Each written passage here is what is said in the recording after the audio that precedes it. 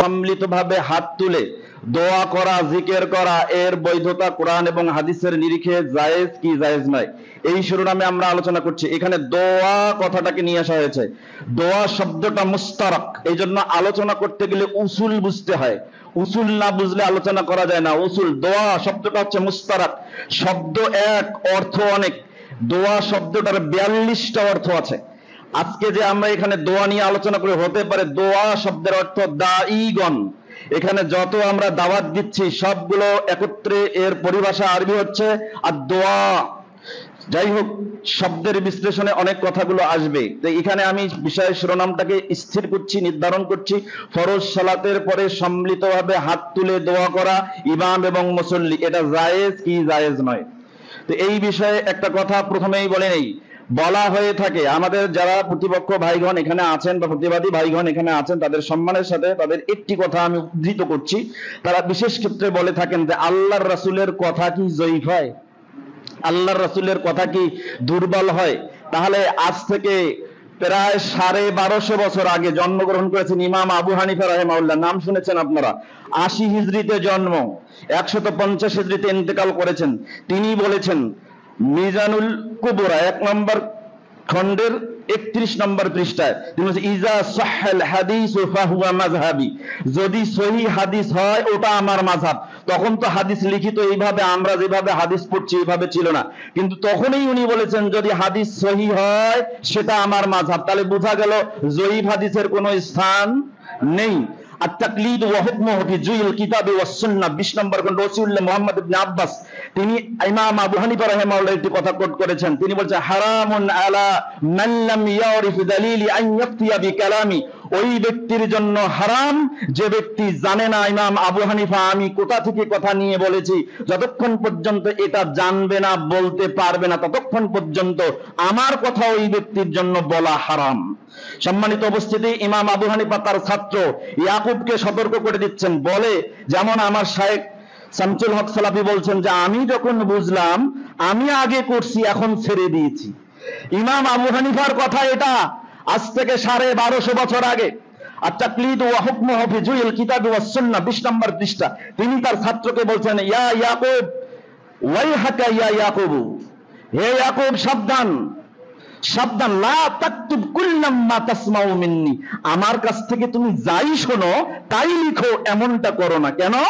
ইন্নী আরা royal ইয়াউমা ওয়া আতরুকুহু গাদান ওয়া আরা রায়া গাদান আতরুকুহু বাদা গাদান, আমি ইমাম আবু হানিফা আজকে একটা কথা গ্রহণ করেছি, কালকে ওটা ছেড়ে দেব, কালকে যেটা গ্রহণ করব পরশু সেটা ছেড়ে দেব, কারণ এখানে দলিলের ভিত্তিতে যেটা টিকবে সেটাই গ্রহণযোগ্য। এজন্য তিনি মিজানুল কুবরা মূল কিতাব প্রথম খণ্ড 9 নম্বর পৃষ্ঠার মধ্যে উল্লেখ করেছেন ইয়াকুমুল কওলা ফি দীনিল্লাহি ফির রাই, সাবধান পৃথিবীর মানুষ, দ্বীনের মধ্যে নিজের মত দিয়ে কোনো কথা বলো না, দ্বীনের মধ্যে নিজের মন গড়া কোনো কথা বলো না। তাহলে কি করতে হবে? আলাইকুম বিইত্তিবাইস সুন্নাহ, তোমাদেরকে সুন্নাহর অনুসরণ করতে হবে, এটা তোমাদের জন্য বাধ্যতামূলক। তাহলে ইমাম আবু হানিফা, আপনি ঠিক বললেও ঠিক না বললেও ঠিক, আমি জনসমর্থন নেওয়ার জন্য আসিনি, কোরআন হাদিস থেকে কথা বলতেছি, আপনি গ্রহণ করেন আর না করেন, ওমা আলাইনা ইল্লাল বালাগ, আমি সত্যটা আপনাকে পৌঁছে দিচ্ছি। আমি এখানে কারোর সাথে দ্বন্দ্ব করার জন্য আসিনি। ওনারা আসছে, ওনা আমার ভাই, ওনারা একটা কথা বলবে, আপনার ওনার সাথে আমার হয়তো দলিল ভিত্তিক পর্যালোচনা ইলমি মুনাকাশা হবে, কিন্তু ব্যক্তিগতভাবে ওনার সাথে আমার কোনো শত্রুতা নাই। কথা কি আবার বুঝতে পারছেন? তা আমরা এখানে ইলমি মুনাকাশা করছি, সাপোর্ট দেওয়ার কোনো দরকার নেই। কেউ ঠিক ঠিক বলবেন না, আমি আমার আলোচনায় কাউকে ঠিক ঠিক বলতে বলি না, কারণ আপনি বললেও ঠিক না বললেও ঠিক, আমি কোরআন হাদিস থেকে বলছি। সম্মানিত উপস্থিতি, এই জন্য আপনাদেরকে বলতে হবে ইত্তিবাউস সুন্নাহ, দলিল ভিত্তিক হতে হবে। ওনারা বলে আল্লাহ রাসূল সাল্লাল্লাহু আলাইহি ওয়াসাল্লাম দোয়া করে, সাহাবায়ে কেরাম কি ঘাস কাটে, এরকম কথাও আমি শুনেছি। আরে ঘাস কাটলেও ঘাস কাটার দলিলটা থাকতে হবে। সাহাবায়ে কেরাম যদি ঘাস কাটে, ঘাস কাটার দলিলটাও থাকতে হবে আল্লাহ রাসূল ঘাস কেটেছেন কিনা। যেমন প্রমাণ দেই আল মাজমাউজ জাওয়াইদ মূল কিতাব প্রথম খণ্ড কিতাবুল ইলম বিদ্যা সংক্রান্ত একটি অধ্যায় রয়েছে বাবু ইত্তিবাইহি ফি কুল্লি শাইইন, সকল বিষয়ে তার ইত্তিবা করা সংক্রান্ত ইমাম হাইসামি রাহিমাহুল্লাহ একটা অনুচ্ছেদ রচনা করেছেন। সেখানে তিনি 813 নম্বর হাদিস এনেছেন। সেই হাদিসের মধ্যে তিনি বলছেন আব্দুল্লাহ ইবনে ওমর রাদিয়াল্লাহু তাআলা আনহু একদিন তিনি আসলেন আন্নাহু ইয়াতি শাজারাতান বাইনাল মক্কা ওয়াল মদিনা, মক্কা মদিনার মধ্যবর্তী একটা গাছের নিকট আসলেন। আসার পরে ফায়াতিলু তাহতাহা, ওই গাছটার নিচে বসে তিনি বিশ্রাম করলেন, কাইলুলা করলেন। তারপরে কাইলুলা করা শেষ হয়ে গেল, তখন তিনি উঠে ফায়ুখবিরু, এরপরে লোকদেরকে জানিয়ে দিল যে তোমরা জানো আমি কেন এখানে বিশ্রাম নিলাম। প্রশ্ন, কেন ঘাস কাটলাম এই কথাটাও আসতে পারে যে আপনি ঘাস কাটা রাসূলকে দেখেছেন কিনা। আল্লাহর নবী সাল্লাল্লাহু আলাইহি ওয়াসাল্লামের সাহাবী আব্দুল্লাহ ইবনে ওমর রাদিয়াল্লাহু তাআলা আনহুমা তিনি বলছেন রাআইতুন নবী সাল্লাল্লাহু আলাইহি ওয়াসাল্লাম ইয়াফআলু কাযা, আমি দেখেছি আল্লাহর নবী এইরকম করেছেন, মানে এই গাছটার নিচে বিশ্রাম নিয়েছেন, এজন্য আমিও বিশ্রাম নিচ্ছি। সুবহানাল্লাহি ওয়া বিহামদিহি। সম্মানিত উপস্থিতি, এর নাম ইত্তেবা। আল্লাহর নবীর সাহাবীরা একদিন দেখলেন যে আল্লাহ রাসূল আংটি পরেছেন, আংটিটা স্বর্ণের, নাক্কাশা ফীহি মুহাম্মাদুর রাসূলুল্লাহ, আংটির মধ্যে নকশা করা মুহাম্মাদুর রাসূলুল্লাহ। তখন লোকেরাও আংটি নিল। হাদিস পাবেন সহিহ বুখারীতে 5866 নম্বর হাদিস, কিতাবুল লিবাসের মধ্যে হাদিস সংরক্ষিত আছে। তখন লোকেরা যখন নিল, আল্লাহর নবী দেখলেন যারা লোকেরা তো আংটি গ্রহণ করছে, তখন আল্লাহর নবী আংটিটা খুললেন, খুলে ফারামা বিহি, আংটিটা ফেলে দিলেন। ফেলে দেওয়ার পরে লোকদেরকে বলে লা আল্লাহ রাসূল তোমরা এটা পরো না, এটা পরো না, আর কখনো পরো না। এরপর আল্লাহর নবী রূপার আংটি নিলেন। তখন লোকেরা দেখলো আল্লাহর নবী রূপার আংটি নিছে, তখন তারাও রৌপের আংটি পরা শুরু করে দিলেন। যখন রৌপার আংটি পরা শুরু করে দিলেন, তখন আল্লাহর নবী তাদেরকে নিষেধ করলেন না। তার এখানে বোঝা যাচ্ছে যে স্বর্ণের আংটি পরেছে রাসূল পরেছে, স্বর্ণের আংটি ছেড়ে দিয়েছে রাসূল ছেড়ে দিয়েছে, রূপার আংটি পরেছে রাসূল পরেছে। রাসূল যদি ছেড়ে দিত তারাও ছেড়ে দিত। সম্মানিত উপস্থিতি, একদিন একজন দর্জি আল্লাহর নবীকে দাওয়াত দিয়েছেন। দাওয়াত দেওয়ার পরে খাবার পেশ করলেন। খাবারের মধ্যে কি ছিলেন জানেন? খাবারের মধ্যে খুবজা শাইরিন, এই যে জবের রুটি ছিল, তারপরে ওয়া মারাকান ফীহি দুব্বাউন ওয়া গাদিরুন, এবং ঝোল দিয়েছিল, যে ঝোলের মধ্যে কদু লাউ ছিল, আর ছিল কি শুকনা গোশত। যখন এটা পেশ করা হলো, আনাস বিন মালিক রাদিয়াল্লাহু তাআলা আনহু বলেন যে আমি রাসূলের সাথে ছিলাম, আমি দেখলাম ফারাইতুন নবী সাল্লাল্লাহু আলাইহি ওয়াসাল্লাম, আমি নবী করিম সাল্লাল্লাহু আলাইহি ওয়াসাল্লাম ইয়াতাতাব্বাউ দুব্বা মিন হাওয়ালাইল কাসফা, বাটি থেকে বারবার কদুর লাউয়ের টুকরাগুলো বাচ্ছেন আর খাচ্ছেন, বাচ্ছেন আর খাচ্ছেন। তখন তিনি বললেন ফালাম আযাল উহিব্বুদ দুব্বা বাদা ইয়াউমাইযিন, সেই দিন থেকে আমি আমার জীবনে কদুটাকে পছন্দনীয় করে নিলাম। সুবহানাল্লাহ। তাহলে এই হাদিস থেকে প্রমাণ হচ্ছে আল্লাহর নবী যা খেয়েছেন সাহাবায়ে কেরাম তাই খেয়েছেন, যে গাছের নিচে ঘুমাইছেন সেই গাছের নিচে ঘুমাইছেন। অতএব এর থেকে প্রমাণিত হয় রাসূল সাল্লাল্লাহু আলাইহি ওয়াসাল্লামের কোন কাজ বিনা দলিলে পৃথিবীতে আসে নাই। এক, দুই, সাহাবায়ে কেরাম এমন কাজ করেন নাই যেটা রাসূল করেন নাই বা অনুমোদন দেন নাই। এবার আসেন আমি দলিলের ভিত্তিতে, আমি প্রথমেই বলে নিচ্ছি ইত্তেবাউ সুন্নাহ বুঝতে হবে। রাসূল যা করেছেন তাই করতে হবে, যা বলেছেন তা গ্রহণ করতে হবে। এটার নাম হচ্ছে ইত্তেবা, যেটা ইমাম বুখারীর উস্তাদ হুমায়দি রাহিমাহুল্লাহ যিনি তাফসীর গরীব মা ফিস সাহিহাইন 43 নম্বর পৃষ্ঠার মধ্যে উল্লেখ করেছেন আল ইত্তিবাউ লিল ফাইল, আল ইত্তিদাউ বিল ফাইল, কর্তার অনুকরণ করে তার কাজের অনুসরণ করার নাম ইত্তেবা। মানে আমাকে যদি আপনি ইত্তেবা করেন, তা আমি ডান পা যেখানে ফেলবো আমাকে অনুকরণ করে আমার কাজটার অনুসরণ করে আপনি সেখানেই ডান পা ফেলবেন। তারপর আমি বাম পা যেখানে ফেলবো আপনি সেখানে বাম পা ফেলবেন, এটার নাম ইত্তেবা। এবার আসেন দলিলের দিকে তাকাচ্ছি। আমরা এখানে শুনলাম শায়েখ তিনি দলিল দুটি উপস্থাপন করেছেন। একটা হচ্ছে যে দলিলটা তিনি উল্লেখ করেছেন মুসান্নাফ ইবনে আবি শাইবা থেকে, যেটা 1 নম্বর খণ্ডে 337 নম্বর পৃষ্ঠার মধ্যে উল্লেখ করা হয়েছে, যে হাদিসটাতে তিনি শেষ অংশে উল্লেখ করেছেন রাসূল সাল্লাল্লাহু আলাইহি ওয়াসাল্লাম ওয়া রাফা ইয়াদাইহি ওয়া দাআ, আল্লাহ নবী সাল্লাল্লাহু আলাইহি ওয়াসাল্লাম সালাত শেষ করার পরে তিনি ইনহারাফা ঘুরে বসলেন, এরপরে হাত উত্তোলন করলেন, তারপরে কি করলেন? তিনি দোয়া করলেন। কথা কি বুঝতে পারছেন? এই হাদিসটাকে আগে প্রথমে বিশ্লেষণ করি। তাহজিব ওয়াত তাহজিব 2 নম্বর খণ্ডের 42 নম্বর পৃষ্ঠা, যিনি পৃষ্ঠার উদ্ধৃতি দিয়েছেন আলাদা, রেফারেন্স বুক আর রাবি নম্বর 943, আল আসওয়াদ আমিরি তাহজিব ওয়াত তাহজিবের মধ্যে এসেছে তিনি আসওয়াদ আমিরি মূলত ফেক রাবি, জাল রাবি, তাকে খুঁজে পাওয়া যায় না, বরং ওই নামে আলী ইবনে আতা আল আমিরি নামে একজন রাবি আছে, যেটা ওই কিতাবের তাহজিবুত তাহজিবের রাবি নম্বর 8166, 11 নম্বর খণ্ডে 351 নম্বর পৃষ্ঠার মধ্যে স্পষ্ট এসেছে। সেখানে যে ওই রাবি থেকে যে হাদিসটি বর্ণিত আছে, মুসান্নাফ ইবনু আবি শাইবা থেকে তিনি উদ্ধৃতি দিয়ে আবার উদ্ধৃতি দিলেন যে এই তুহফাতুল আহওয়াজি আমার কাছে আছে, বাড়িতে আছে, আমি সঙ্গে নিয়ে এসেছি। তুহফাতুল আহওয়াজি 2 নম্বর খণ্ড এখানে আমার কাছে মজুদ আছে, 2 নম্বর খণ্ডে 199 নম্বর পৃষ্ঠা। এইখানে অনেকগুলো দলিল নিয়ে আসা হয়েছে সম্মিলিত দোয়ার পক্ষে, যেটা উনি বলেছেন। এইখানে আল হাদিসুর রাবি 4 নম্বর হাদিসটা আসওয়াদ আমিরি থেকে আনা আবিহি, তিনি পিতা থেকে বর্ণনা করেছেন, ক্বালা সাল্লাইতু মা রাসূলিল্লাহ সাল্লাল্লাহু আলাইহি ওয়াসাল্লাম আল ফজর, আমি রাসূল সাল্লাল্লাহু আলাইহি ওয়াসাল্লামের সাথে ফজরের সালাত আদায় করলাম। তারপরে কি হয়ে গেল, ফালাম্মা সাল্লামা ইনহারাফা, তিনি সালাম ফিরলেন, সালাম ফেরানোর পরে তিনি ঘুরে বসলেন, ওয়ারাফা ইয়াদাইহি ওয়া দাআ, তারপর হাত উত্তোলন করলেন, করার পরে তিনি দোয়া করলেন। এখানে আল হাদিস রাহু ইবনু আবি শাইবা ফি মুসান্নাফিহি কাজা যাকারা বা'দাল আনাম হাযাল হাদিসু বিগাইরি সানাদিন, এই সনদে কোনো হাদিস নাই। কথা কি বুঝতে পারছেন?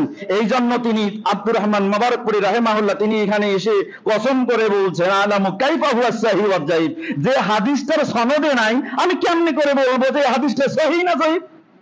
কথা কি বুঝতে পারছেন? এই জন্য সহিহ স্পষ্ট সহিহ হতে হবে, যায়িফ কেউ ঠিকঠাক কথা বলবেন না, আমি বারবার বলছি। আমি এখানে কারোর সাথে বিদ্বেষ রাখার জন্য আসিনি, এখানে সব ইনি আমার পরিচিত, উনি মামু হয়, উনি আমার ওই যে জামাতের লোক, এনাকে শ্রদ্ধাভাজন লোক, সবাই আমার পরিচিত, কেউ কাকো ডাংবান না, কিলবেন না, কারো পক্ষ নেওয়ার দরকার নেই। আর বুধে এটা আমার খালুর বাড়ি, আমার ভাইয়ের বাড়ি, ওই যে আমার ভাই আছে, মামু আছে, সবাই আছে এখানে, কেউ কিছু বলবে না, শান্তিপূর্ণভাবে আলোচনা করে সারা রাত আলোচনা চলবে, সারা রাত যুক্তি খণ্ডন চলবে, কয়েক হাজার দলিল আছে, সমস্ত দলিলকে রিভিউ করবে ইনশাআল্লাহ। সম্মানিত উপস্থিতি, আমি দলিল ছাড়া কথা বলি না, এই জন্য আপনাকে বলছি আপনারা কেউ উঠবেন না। শোনেন, এখানে ছোট ছোট ছোট চিন্তা ভাবনা নিয়ে আসিনি। হানাফি মাযহাবের বর্তমান সময়ের মুহাক্কিক আলেম বলা হয়, ওনার নাম হচ্ছে মুফতি রেজাউল করিম আবরার, চেনেন? ইউটিউব খুললে ওনার বক্তব্য পাওয়া যায়। আমি ইমাম আবু হানিফা রাহিমাহুল্লাহর মাযহাবের অনুসারী। এইরকম কিতাব লিখিত হয়েছে আরবি, বাংলা, উর্দু, ফার্সি, প্রায় এইরকম কিতাবের উদ্ধৃতি দিতে পারবো 107টা কিতাবের। এবং সর্বপ্রথম বাংলাদেশে আমাদের আহলে হাদিসরা দোয়া মুনাজাত থাকতে কবে জানেন? 1997 থেকে 98 সালে। আর সবচেয়ে মজার ব্যাপার হলো চট্টগ্রাম হাটহাজারী মাদ্রাসার হানাফি উস্তাদ, ওখানে সর্বপ্রথম দোয়া হয় 1843 সালে। তাহলে আমরা আগে না ওরাই আগে? আচ্ছা, খুব ধন্যবাদ। এই দেখেন, এবার দেখেন এইখানে একটা দলিল, এই যে কি বলে ওনার নাম মুফতি রেজাউল করিম আবরা, আপনি কিভাবে নামাজ পড়বেন উনি কিতাব লিখেছেন, ওখানে ইনি এনেছেন, বাংলায় নোট দিয়েছেন, বর্তমান যুগে নামাজের পরের মোনাজাতকে যেভাবে গুরুত্ব দেওয়া হয়, মনে হয় দোয়া যেন নামাজের অংশ। কোন ইমাম দোয়া না করলে তাকে অভিসম্পাত করা হয়, এটা সঠিক নয়। তারপরে তিনি বলছেন এখানে, এজন্য রাসূল সাল্লাল্লাহু আলাইহি সাল্লামের সর্বদার সুন্নাত যেহেতু এটা নয়, যদি হতো তাহলে তা মুতাওয়াতির সনদের মাধ্যমে প্রমাণিত হতো।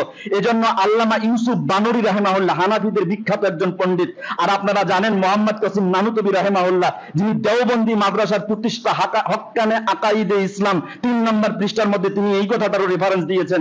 তিনি এখানে বলছেন, কদ রাজা ফি কাসিরিন মিনাল বিলাদ দুআউল বিহাইআতিল ইস্তিমাই রাফিইনা আইদিহিম বাদা সালাতিল মাকতুবা লাম ইয়াসবুত যালিকা ফি আহদিন নবী সাল্লাল্লাহু আলাইহি ওয়াসাল্লাম।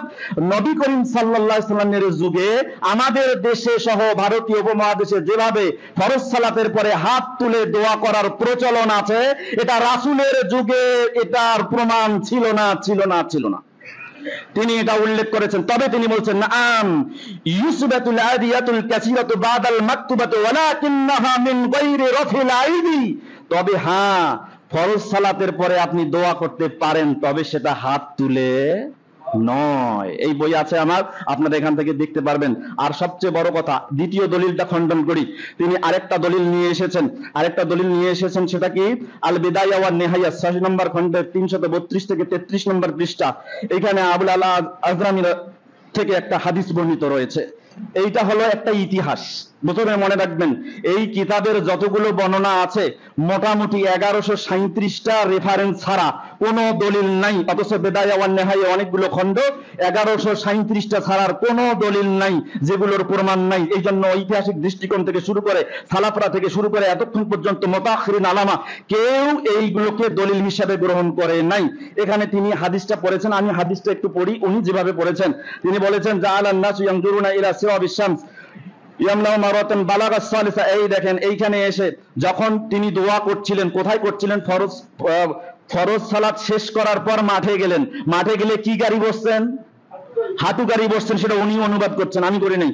অর্ডার পর বলছেন ফালাম্মা বালাগাস সালিসাতা, যখন দোয়ার 3 নম্বর স্তরে পৌঁছালেন, মানে দোয়ার 3 নম্বর স্তরে বলেন যে ইজা কদ খালাকাল্লাহু ইলা জানিবিহিম গাদিরান আযীমান, তখন আল্লাহ ওই দোয়ার বরকতে একটা বড় পুকুর বানাই দিল।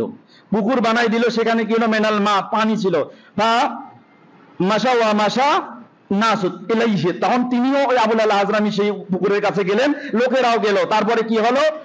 ওয়াশারিবু ওয়াত্তাসিলু নিম্মাত আল আসাদাই, ওই তারপরে তারা পানি পান করলো। এখন আসেন, মরুভূমিতে 2 জন লোক যাচ্ছে, একটা ছেলে আর একটা মেয়ে, স্বামী স্ত্রী। মরুভূমিতে যখন চলছে তো মেয়েটা হঠাৎ করে বলছে যে আমার খুব পেট ব্যথা করছে, ডাক্তারের কাছে নিয়ে যাও। তো মরুভূমিতে ডাক্তার কোথায় পাবে? বলছে সবুর করো, ডাক্তার নাই, একটু সবুর করো, ডাক্তার নাই। কিছুক্ষণ পরে একটা বাচ্চা প্রসব হলো। এবার বলেন তো ব্যথাটা কিসের? প্রসবের ব্যথা। সালাত শেষ করার পরে মাঠে গিয়ে হাঁটু গেড়ে দোয়া করলেন, দোয়ার বিনিময়ে আল্লাহ পানি নাজিল করলেন নদী দিয়ে। তার মানে বোঝা গেল এটা পানির জন্য দোয়া, মানে সালাতুল ইস্তিসকার জন্য, ইস্তিসকার পরে দোয়া। অতএব আমরা বলি কংগ্রিগেশনাল দোয়া আফটার দ্য ফরজ সালাত ইট ইজ 100% ইললেজিটিমেট, ইললিগাল, এটা অবৈধ। তবে 3 টাইম ইন 3 টাইমস কংগ্রিগেশনাল দোয়া লেজিটিমেট, 3 সময়ে হাত তুলে সম্মিলিতভাবে দোয়া করার বৈধতা আছে। তার মধ্যে একটা হলো সালাতুল ইস্তিসকা, এটাকে আমরা অস্বীকার করি না। বিষয় হলো ফরজ সালাতের পরে সম্মিলিতভাবে হাত তুলে দোয়া করা বৈধ আছে কিনা। এবার আসেন, যারা দোয়া দাবি করে যে দোয়া আছে সম্মিলিতভাবে হাত তুলে ফরজ সালাতের পরে, তাদের মধ্যে বড় মুহাক্কিক আলেম, সব থেকে বড় পীর সাহেব বলা যায়, এনার নাম হচ্ছে বেলাল বিন নওয়াব, সাদিয়া এন্ড সামিয়া প্রকাশনী বগুড়া। ইনি এখানে লিখেছেন, এনার বইয়ের মধ্যে ইনি একটা বই লিখেছেন ফরজ সালাতের পরে সম্মিলিতভাবে দু হাত তুলে দোয়া, একটি বিশ্লেষণাত্মক পর্যালোচনা। এই বইটার 61 নম্বর পৃষ্ঠার মধ্যে তিনি সব আলোচনা করার পরে বলছেন কি দেখেন, তিনি বলছেন সালাতের সাথে এই দোয়ার কোনো সম্পর্ক নাই, কারণ সালামের মাধ্যমেই সালাতের পরিসমাপ্তি ঘটে। তাহলে সালাতের পরে যদি এই দোয়ার কোনো সম্পর্ক নাই, তাহলে এই দোয়া নিয়ে এখনো কেন পড়ে আছেন? কেন পড়ে আছেন? কাকে খুশি করার জন্য? এটা আপনার কাছে প্রশ্ন। 2, তিনি বলেছেন এটি দোয়া নামক একটি স্বতন্ত্র ইবাদত। তার মানে দোয়া বাদ দিয়ে, মানে সালাত বাদ দিয়ে এটা আলাদা একটা ইবাদত। যদি আলাদা ইবাদত হয় তাহলে এই ইবাদতটা ঘোষণা করলো কে? এই ইবাদত ঘোষণা করলো কে? যদি বলেন ইবাদত আলাদা, তাহলে ইবাদত যে ঘোষণা হয়েছে এই জন্য শরিয়া, শরীয়তের প্রণেতা হচ্ছে 2 জন, একজন হচ্ছেন আল্লাহ আর একজন মুহাম্মদুর রাসূলুল্লাহ সাল্লাল্লাহু আলাইহি সাল্লাম। দলিল দিতে হবে এটি আলাদা একটা সালাতের পরে স্বতন্ত্র ইবাদত, এটা আল্লাহ ঘোষণা করেছেন, অথবা এটা মুহাম্মদুর রাসূলুল্লাহ সাল্লাল্লাহু আলাইহি সাল্লাম ঘোষণা করেছেন। এই মর্মে একটা মারফু মুত্তাসিল সহিহ হাদিস পেশ করতে হবে। সম্মানিত উপস্থিতি, এরপরে তিনি 3 নম্বর পয়েন্টে লিখছেন সম্মিলিত দোয়াকারীদের সাথে হাত তুলে দোয়া না তুলে কেউ যদি একা একা মৌখিক জিকির এবং দোয়ায় রত থাকে, তাকে কোনোভাবেই তিরস্কার বা হেয় প্রতিপন্ন করা যাবে না। আমরা করি না, তা আমাদেরকে এত তিরস্কার করেন কেন? যাই হোক, জাযাকুমুল্লাহ খায়র। আমি আমার সময়ের মধ্যে করলাম, যদিও এরপরে উনি কথা বলেন, তাহলে আমাকে আবার রিফিউট করার জন্য সময় দিতে হবে।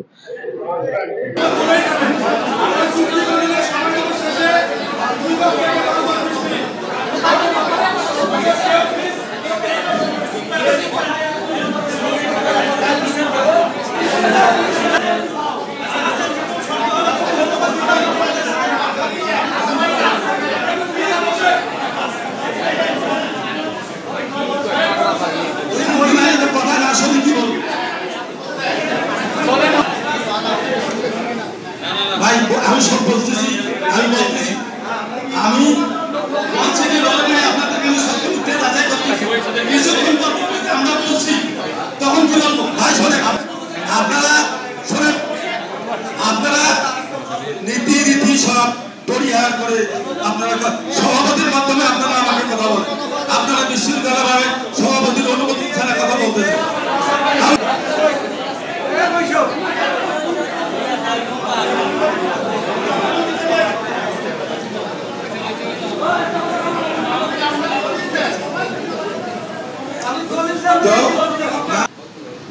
কম দিলে ঘাটতি হয় না। এটা হলো আল বেদাওয়ান্না 143 পৃষ্ঠা 5ম খণ্ড। এই বেদাওয়ান্না এই যে বড় নবুল কালামতি মাহিগঞ্জ ওখানে আছে। আব্দুল আহাদ মাওলানা আমার সদ্য শিক্ষক, আমি যখন দৌড়ে পড়েছিলাম। উনি বলছে যে রাসূলের হাদিস সনদ বিইতিবারি সনদের দিক থেকে দুর্বল হয়, মতন কি দুর্বল হয় কিনা। ভাই জমি কিনবেন, এখন জমি আপনার ভাঙ্গায় আছে, পতিত আছে, জাল জমি না সহি জমি, এইটা দেখবেন না জমির দলিলটা দেখবেন না জাল সহি। জি, এটাই হলো আল ইসনাদ। আর এটাই আব্দুল্লাহ ইবনে মুবারক রাহিমাহুল্লাহ 110 হিজরি তার ইন্তেকাল। তিনি সেই সময়ে মুসলিমের যে সরা লিখেছেন নববী রাহিমাহুল্লাহ এবং ইমাম মুসলিম রাহিমাহুল্লাহ তার মুকদ্দমা অংশের মধ্যে তিনি উল্লেখ করেছেন আল ইসনাদু মিনাদ দ্বীন, সনদেই হচ্ছে দ্বীনের অংশ। সনদ আছে সেটা গ্রহণযোগ্য, সনদ নাই ওটা গ্রহণযোগ্য নয়।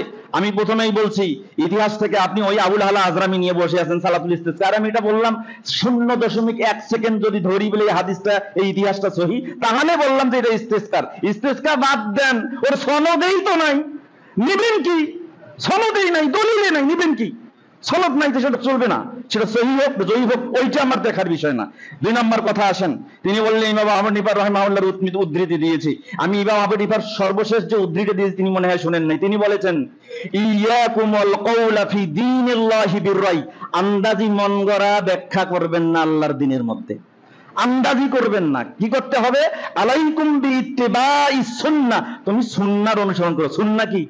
সুন্নাহ কি এইটা বুঝতে হবে। আল হাদিসুল হুজ্জাহ 13 নম্বর পৃষ্ঠার 2 নম্বর লাইনের 6টি শব্দ বাদে সুন্নাহ মা সাদারা আনিন নবী সাল্লাল্লাহু আলাইহি ওয়াসাল্লাম মিন কওলিন আও ফি'লিন আও তাকরিরিন, রাসূল সাল্লাল্লাহু আলাইহি ওয়াসাল্লাম থেকে কথা, কাজ এবং মৌন সমর্থন। কোন মৌন সমর্থন? সাহাবায়ের যে কাজকে তিনি মৌন সমর্থন করেছেন সেইটার উপরে মৌন সমর্থন, এটাই হচ্ছে সুন্নাহ।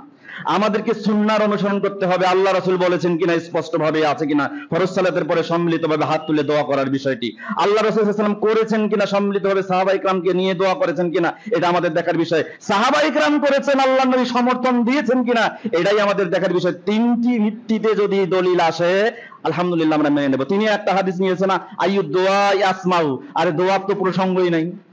কোন দোয়া? দুবরু কুল্লি সালাতিল মাকতুবা, প্রত্যেক সালাতের দুবুরি, দুবুর মানে শেষ অংশে, শেষ অংশ মানে এই দুবুরুন নিয়ে কথা আছে। দুবুরুনের প্রায় 23টা ব্যাখ্যা আছে। এই 23টা ব্যাখ্যা যদি দেই 23 ঘন্টা যাইবে, আলোচনা চলবে। 23টা ব্যাখ্যার মধ্যে একটা দেই দুবুরুন। দুবুরুন মানে হলো পাছা। পাছা বোঝেন, মানুষের এই যে পৃষ্ঠে যে শরীরের শেষ অংশ, এটাকে বলা হয় দুবুরুন। আচ্ছা দুবুরুন বলেন তো এইটা শরীরের পেছনের অংশ না শরীরের সাথে লাগা পেছনের অংশ? জি, দুবুরুস সালাহ এর ব্যাখ্যা করা হয়েছে যে সালাতের শেষাংশের অংশ। তার মানে সালাম ফিরানোর পূর্বে তাশাহুদ পড়ার যে জায়গাটা, এটা দুবুরুস সালাহ। এই ব্যাপারে 33 জন মুহাক্কিক আলেমের বর্তমান শতাব্দীর আলেম সহ এর উদ্ধৃতি আছে। তিনি আবার এখানে উল্লেখ করেছেন। এরপরে আহলে হাদিসদের কথা। কার আহলে হাদিস? আমি একটা কথা বলবো, আপনি আহলে হাদিসদেরকে নিয়ে বিষদগার করেন, বন্ধ করেন। আহলে হাদিসদেরকে নিয়ে বিষদগার করবেন না। 97 হিজরিতে জন্মগ্রহণ করেছেন সুফিয়ান সাউরি রাহিমাহুল্লাহ, 161 হিজরিতে ইন্তেকাল করেছেন। তিনি আসিয়ার 7 নম্বর খণ্ডের 274 নম্বর পৃষ্ঠার মধ্যে উল্লেখ করেছেন যে আল মালাইকাতু হুররাসুস সামা, যে ফেরেশতারা হচ্ছে আসমানের প্রহরী, ও আহলুল হাদিস হুররাসু দীনিল্লাহিল আরদ, জমিনে আল্লাহর দ্বীনের প্রহরী হলো আহলে হাদিস। এটা বুঝতে হবে, ভুলে গেলে চলবে না। তবে আহলে হাদিসকে গালি দেন, আমাদের কোনো আপত্তি নেই, কারণ ইমাম বুখারীর উস্তাদ ইমাম আহমদ ইবনে সিনান আল ওয়াসিতি রাহিমাহুল্লাহ তিনি বলছেন লাইসা ফিদ দুনিয়া মুবতাদিউন ইল্লা ওয়া হুয়া ইয়াবগাদু আহলাল হাদিস, পৃথিবীতে এমন কোন বেদাতি নাই যারা আহলে হাদিসকে গালি দেয় না। আহলে হাদিস ইহুদির দালাল, আহলে হাদিস হচ্ছে এই সেই কত কি, এটা দ্বারা আমরা তাতে মন খারাপ করি না। রাসূলকে 73টা ভাষায় গালি দেওয়া হয়েছিল। সিরাত সহিহা পড়েন, এরপরে সিরাতের গ্রন্থগুলো পড়েন, সেখানে রাসূল কোনোদিন তার সত্যের দিন প্রচার বিমুখী কখনো হন নাই। এই জিনিস আমাদেরকে বুঝতে হবে। এখানে আরেকটা আমি পূর্ব শায়েখের কিছু ব্যাখ্যা যেটা আমি দিই, এই জন্য বলি যে উসুল বোঝেন। এখন উসুল নিয়ে আলোচনা করবো কার সাথে? যাকে যে উসুল বোঝে তার সাথে। সম্মানিত উপস্থিতি, এখানে মাওলানা শফিকুল ইসলাম সাহেব তিনি একটা ব্যাখ্যা দিয়েছিলেন, ওই যে ইয়াস্তাকবিরুনা আন ইবাদাতি ইয়াদখুলুনা জাহান্নামা দাখিরিন, অর্থাৎ সূরা মুমিন অধ্যায় 40 আয়াত 60। এখানে তিনি ব্যাখ্যা করেছিলেন। এখানে তারপরে তিনি একটা হাদিস করেছেন এবং কোরআনের আয়াত, সেখানে বলেছে যে উজিবুদ দাওয়াতের দাই ইজা দান, এই ইজা শব্দের ব্যাখ্যা করেছেন। এখন ইজা শব্দের ব্যাখ্যা করতে গিয়ে এখানে একটা উসুল আছে, সেটা হচ্ছে কি আল খাসসু মুখতাসসুন মিনাল উমুমি ফি রিওয়ায়াতিল কোরআন ওয়াল হাদিস বিহায়াতিল কওলিল্লাহি ওয়া রাসূলিহি। ইজার ব্যাখ্যা আপনি অন্যভাবে করতে পারবেন। বালাগাত এবং কালাম শাস্ত্র, যুক্তিবিদ্যা দিয়ে ইজার প্রায় 27টি অর্থ বর্ণনা করা যাবে, যেটা আমি এখানে এট এ টাইম 27টা উদাহরণ দিয়ে বলতে পারবো। কিন্তু ইজা শব্দের অনুবাদ কোরআন হাদিস থেকে যখন করবেন, সাবধান, নিজের মুখে একটা ইজার অনুবাদও করতে পারবেন না। ইজা মানে যখন তখন, যখনই খুশি তখনই পড়বেন, এইটা করবেন না। যদি কোরআন এবং হাদিসের ভিত্তিতে ইজা শব্দের ব্যাখ্যা আল্লাহ এবং রাসূল সাল্লাল্লাহু আলাইহি ওয়াসাল্লামের কোন কওল ইজা দিয়ে প্রকাশ করা হয়, তাহলে ইজার অর্থ সালাফরা যেভাবে বুঝেছেন ঠিক সেইভাবে বুঝতে হবে, এর থেকে বের হওয়ার কোনো সুযোগ নেই। সম্মানিত উপস্থিতি, তাই আমি বলবো ফরজ সালাতের পরে সম্মিলিত হাত তুলে দোয়া করার ব্যাপারে একটা সুস্পষ্ট সহিহ হাদিস, যেটা আল্লাহর জমিনে উপরে আসমানের নিচে কিয়ামত হয়ে যাবে, প্রজন্মের পর প্রজন্ম গত হয়ে যাবে, হাজারো প্রজন্ম আসবে কিয়ামতের পূর্ব মুহূর্ত পর্যন্ত, কেউ সহিহ হাদিস রাসূল থেকে প্রমাণ করতে পারবে না, পারবে না ইনশাআল্লাহ। এখন বলে যে না করা যাবে না, এর দলিল কই? নায়ের দলিল, তাহলে নায়ের যদি দলিল চান তাহলে বেদাত কি ভাই? বেদাত কি? বেদাতটা বুঝতে হবে। আল মুনজিদ 27 নম্বর পৃষ্ঠার 1 নম্বর কলামের 3 নম্বর শব্দ এবং 5 নম্বর শব্দ বেদাত। মা আহদাসা লা গায়রি মিসালিন সাবিকিন, পূর্বে ছিল না কিন্তু এখন এসেছে দিনের মধ্যে, এর নাম বেদাত। Dictionary of modern writing Arabic 46 নম্বর পৃষ্ঠা 1 নম্বর কলামের 2 নম্বর শব্দ, বেদাত mean heresy or schism, it's an opinion contrary to an accepted doctrine. একটা স্বীকৃত মত, এই স্বীকৃত মতের বিরুদ্ধে যখন নতুন একটা কোনো ব্যক্তি মত ঢুকাই দেবে, এটার নাম হচ্ছে বেদাত। এই জন্য বেদাত বুঝতে হবে। আল্লাহর নবী সাল্লাল্লাহু আলাইহি ওয়াসাল্লাম করেছেন, রাসূল সাল্লাল্লাহু আলাইহি ওয়াসাল্লামের সাহাবায়ে কেরাম করেছেন, খোলাফা রাশিদিন করেছেন। নিঃসন্দেহে আল্লাহর নবী সাল্লাল্লাহু আলাইহি ওয়াসাল্লাম বলেছেন আলাইকুম বিসুন্নতি ওয়া সুন্নতি খুলাফায়ে রাশিদিন আল মাহদিয়িন মিশকাতুল মাসাবি 165 নম্বর হাদিস, আপনি সেটা মেনে নেবেন। যদি এর মধ্যে নাই, তাহলে মিশকাতুল মাসাবির 140 নম্বর হাদিস, মা আহদাসা লা গায়রি মান আহদাসা ফি আমরিনা হাজা মা লাইসা ফিহি ফাহুয়া রাদ্দুন, সেটাকে প্রত্যাখ্যান করতে হবে। সহিহ মুসলিমে আছে মান আমিলা আমালান লাইসা আলাইহি আমরু ফাহুয়া রাদ্দুন। যদি কোনো ব্যক্তি এমন আমল করে যেটা রাসূল সাল্লাল্লাহু আলাইহি ওয়াসাল্লামের দেওয়া সিলমোহর নাই, অনুমোদন নাই, সে আমলটা পরিত্যাজ্য। কথা কি বুঝতে পারছেন? তাই আমি আমাদের প্রবিজ্ঞ আলেমদের, উনি একটা উদ্ধৃতি দিয়েছেন, যে উদ্ধৃতিতে উনি একটু ভুল করেছেন এবং আমার মনে হয় তিনি না জেনে ভুল করেছেন। শাইখ বিন বাজ রাহিমাহুল্লাহ 5 ওয়াক্ত সালাত এবং নফল সালাতের পরে দলবদ্ধভাবে দোয়া করা স্পষ্ট বেদাত বলেছেন শাইখ বিন বাজ রাহিমাহুল্লাহ। তিনি বলছেন যে তারও উদ্ধৃতি রয়েছে। তো এই ব্যাপারে স্পষ্ট, আমরা কোনো ব্যক্তির তাকলিদ করি না, কোন ব্যক্তির তাকলিদ করি না। আহলে হাদিসের কোন আলেম করছে, কোন সভাপতি করছে, কোন সেক্রেটারি করছে, এইটা আমার বিষয় না। তিনি স্পষ্টভাবে ঘোষণা করেছেন যে লাকাদ কানা লাকুম ফি রাসূলিল্লাহি উসওয়াতুন হাসানা, রাসূলের আদর্শের মধ্যেই রয়েছে আমাদের আদর্শ। এই জন্য আমি বলবো আজকে কথা এই পর্যন্তই। আমরা যে আলোচনাগুলো করলাম আপনারাই বিবেচনা করবেন। এই বিবেচনার উপরে যে সিদ্ধান্ত কোরআন এবং হাদিসের আকরাবু ইলা সুন্নাহ আপনাদের কাছে মনে হয়, নিজের বিবেক আছে, চিন্তা ভাবনা করবেন, সালাফদের আলেম, বড় বড় বিজ্ঞ আলেমদের সাথে বুঝে আপনারা সিদ্ধান্ত গ্রহণ করবেন। আল্লাহ, আমরা বলি জরিব বলতে কোনো হাদিস নেই, এই কথাটাকে উনি বলেছেন একটু ব্যাখ্যা। আর যারা হাদিস নেই, তারপরে উনি সূত্রের কথা বলেছেন, উসুল, যেমন a + b whole square equal to a square plus 2ab plus b square, এবং অ্যালজেব্রার 21টি ফর্মুলা আছে।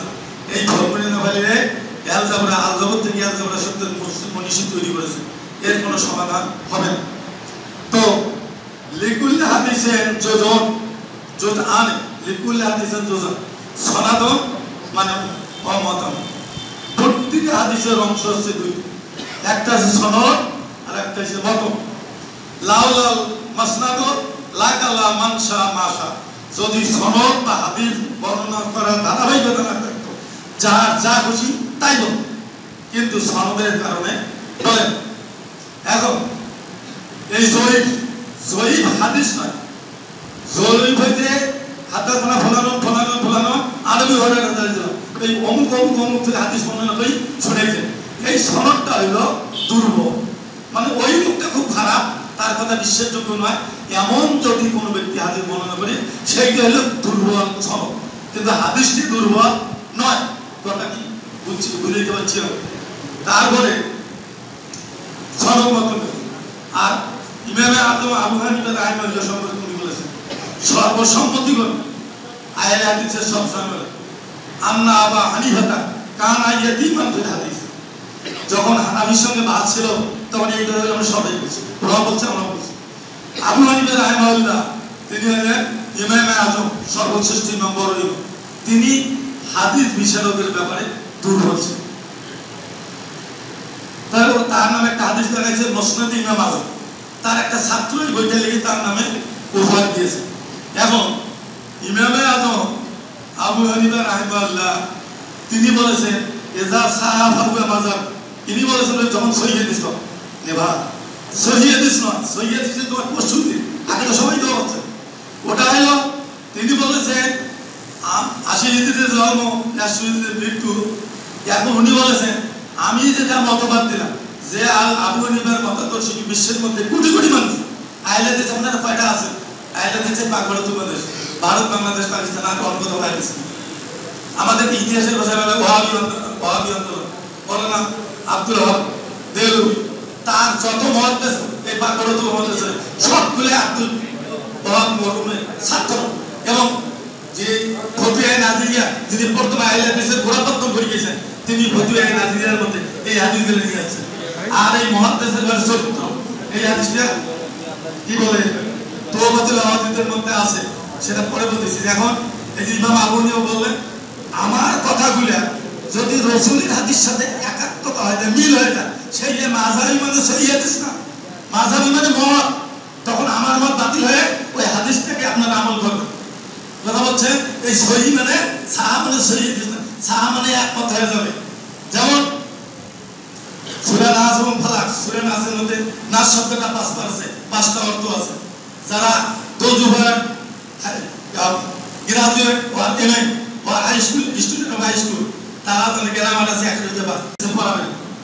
এই ইমাম তিরমিজি ইবারতে দেখেন হাদাসানা ফালান আন ইয়াকুবা কিরাতান আলাইহি ওয়া নাসু।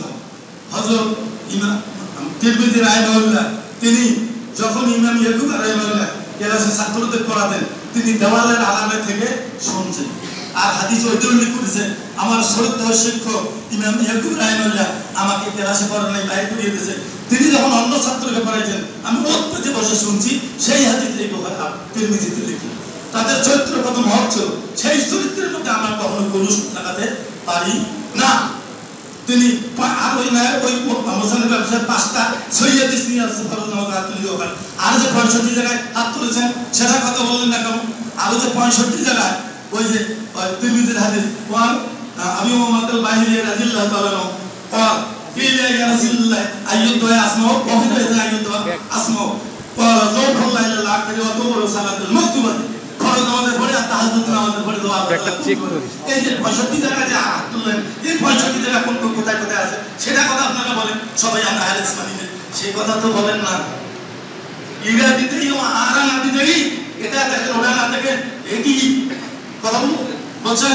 এখন তাহলে হাটহাজারীর মাদ্রাসা বলছেন, হাটহাজারী মাদ্রাসা পাকড়ত মুহাম্মদ যখন দেশ 1947 সালে 14 দেশ বিভক্ত হয়ে যায়, তার আগে দিল্লি ছিল ইসলামের প্রাণকেন্দ্র। ইংরেজরা আসে যখন অনেক কথা এই ইতিহাসটা এই সময়ের মধ্যে 10 মিনিট তো বলা যাবে না। হাটহাজারীরে শাফি মাযহাবের লোক সৌদি আরবের লোক থেকে পরিচালিত হয়। আপনারা জানেন এই সরকার কয়েকটা গাড়ি কয়েক টন চাউল সেখানে বাড়ি দিয়েছিল গোলমালের বার। ওই প্রধান যদি গ্রহণ করেন এই বাংলাদেশ সরকারের চাউলের উপহারকে তারা গ্রহণ করেন, ওই টাকা সরাসরি ইয়ে করে, যার জন্য ওরা হাত তুলি দোয়া করেন। হাটহাজারী মাদ্রাসা সৌদি আরব এদের কথা বললেন, কিন্তু সৌদি আরব মক্কা শরীফের ইমাম আব্দুল ইবনে বাজ তিনি মক্কা শরীফে অন্ধ হয়েছিলেন, মিশকাতের হাফেজ, বুখারীর হাফেজ, তারপরে কোরআনের হাফেজ ছিলেন। তিনি বলেছেন যদি কোনো ব্যক্তি ফরজ নামাজের পরে একবার সম্মিলিতভাবে দোয়া করে এটা শুভ কাজ, তাকে করতে না। এই কথা কেন বললেন না? তারপরে ইমাম সৌদি আরবের জনৈক আলেম মক্কা বিশেষ থেকে বিশেষ করছে উনি মাগরিবের নামাজে একখানে গিয়ে নামাজ পড়লেন মক্কা বাইতুল্লাহর বাইরে, দেখলেন যে মাগরিবের নামাজে দোয়া বললেন না, তখন থেকে একটা রিসালা লেখেন, যেটা তো অনলাইনে থেকে নেওয়া আছে আমার কাছে, সেখানে এই হাদিসটা নিয়ে যাচ্ছে। ও আখিরু দাওয়ানা আলহামদুলিল্লাহি রাব্বিল আলামিন। আসসালামু আলাইকুম। সম্মিলিত মোনাজাত ফরজ সালাতের পরে সম্মিলিত মোনাজাত বিদআত, এটা করা যাবে না। আমি ওনার কাছে বলেছি, আমি সেই হাটাতের ছাত্র এবং পটিয়াতে ছিলাম। এই পটিয়া মাদ্রাসার বড় বড় মুহাদ্দিসগণ, এনাদের সাথে আমার যোগাযোগ হয়েছে। আমি যখন তিরমিজি পড়ি, তোহফাতুল আহওয়াজি মুতালাআ করি, তিরমিজির উস্তাদ শেখ আব্দুল হালিম বুখারী রাহিমাহুল্লাহ, আমি তার দপ্তরে গিয়ে বসতাম, তোহফাতুল আহওয়াজি নিয়ে কথা বলতাম। উনি অনেক সময় সায় দিয়েছিলেন, বলছিলেন শামসু, আমাকে শামসু বলে ডাকতেন সবাই, শামসু তোমরাই সঠিক পথে আছো, তোমরাই সহি পথে আছো, আমরা তাকলিদ করি। অতএব আমরা কিন্তু অন্ধ তাকলিদ করি না। আর আমাদের যারা অনুসরণ করে সাধারণ মুসল্লি, এরা আরো অন্ধ তাকলিদ করে। আমরাও যখন কথাবার্তা বলি একটু সংযত হয়েই কথা বলি।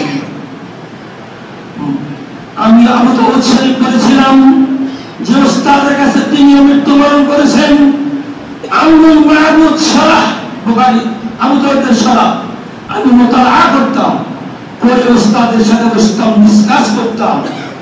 সর্বশেষ মুফতি আব্দুর রহমান রাহিমাহুল্লাহ, আপনারা সবাই চেনেন, হানাফি মাযহাবের বড় আলেম মুফতি আব্দুর রহমান সাহেব, উনি আমার বুখারীর ইখতিসার। বুখারীর ক্লাসে যখন বসতাম, হাদিসগুলি যখন আসতো, তখন আমি বুখারীর সারা ওনাদেরই কিতাব উমদাতুল কারি, কে লিখেছেন?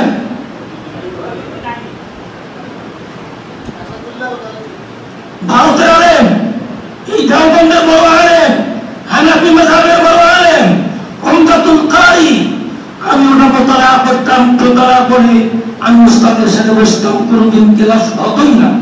60 মিনিটের ক্লাস, ওই ক্লাস সম্পূর্ণ করা সম্ভব হয়নি। প্রশ্নোত্তর চলতে থাকতো। তখন ছাত্র সংখ্যা ছিল পটিয়াতে 1600 ছাত্র। এই 1600 ছাত্রের মাঝে আমি শামসুল মার্কা মাখাইলাম, সবাই আমাকে চিনে ফেললো এ আহলুল হাদিস। আমি ওখানেও বুকের উপর হাত বেঁধেছি, আমিন বলেছি, রফলিয়া গান করেছি। আমার ওস্তাদরা বলতেন তুমি করো, কোনো বাধা নেই, তোমরাই সঠিক পথে আছো। আমি সম্মানিত একজন সাহেব, এই ভাই বলছেন যে হাটাদারি মাদ্রাসার শিক্ষকরা সৌদি অনুদান পায়, তাই তারা শাফিঈ মাযহাবের অনুসরণ করেন। আল্লাহর কসম করে বলছি, ওই হাটাদারি মাদ্রাসার সাথে তৎকালীন সময়ে সৌদি আরবের কোন শাইখের সাথে বিন্দুমাত্র কোনো সম্পর্ক ছিল না। লাগবে না, আমি দেখেছি, আমি যেটা জেনে শুনে বলছি, বিন্দুমাত্র ওই শাইখের সাথে সম্পর্ক ছিল না। 1980 সালের কথা, তখন তিনি ঘোষণা দিয়েছেন সালাতের পরে, ফরজ সালাতের পরে সম্মিলিত মোনাজাত বিদআত বলা যাবে না। যাই হোক, এটা করা যাবে না। এখন আপনার আমার কাছে কোরআন এবং হাদিসের আলোকে দিবালোকের মতো স্পষ্ট, ফরজ সালাতের পর সম্মিলিত মোনাজাত করা যাবে না। মোনাজাত এক জিনিস, দোয়া আরেক জিনিস। দোয়া আত্মাসিরা, আমার বয়স হয়ে গেছে তো স্মরণ শক্তি কমে গেছে, তোমরা আমাকে স্মরণ করে দিও। আল্লাহ রাব্বুল আলামিন বলছেন, সত্য, ন্যায়, সঠিক স্পষ্ট হওয়ার পরও যারা আল্লাহ এবং রাসূলের আনুগত্য না করে, যারা বিপথে মুসলমান মুমিনদের পথ ব্যতিক্রমে ব্যতিরেকে অন্যের পথ অবলম্বন করতে ওই পথেই যেতে চায়, অর্থাৎ বেদাত এবং কোরআন সুন্নাহর পরিপন্থী পথে যদি কেউ যেতে চায়, আল্লাহ বলছেন নুওয়াল্লিহি মা তাওয়াল্লা, ওরা যেদিকে যেতে চায় আমি যাওয়ার সুযোগ দেব। এই পৃথিবী যতদিন আছে ততদিন আমি বিপক্ষে থাকবো, আপনি পক্ষে থাকবেন। আমার বিপক্ষে থেকে আমার ওই পথে যাওয়ার সুযোগ আছে, আপনি পক্ষে থেকে ওই পথে আপনার যাওয়ার সুযোগ আছে।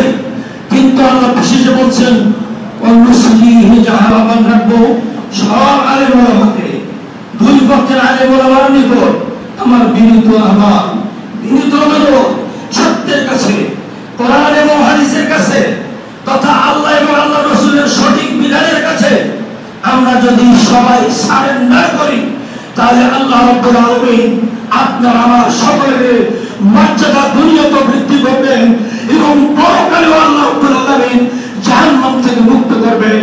আল্লাহ রাব্বুল আলামিন সব আলেম ভাইদেরকে এবং সব মুসলিম ভাই বোনদেরকে জাহান্নাম থেকে মুক্তি দান করুন, আমিন।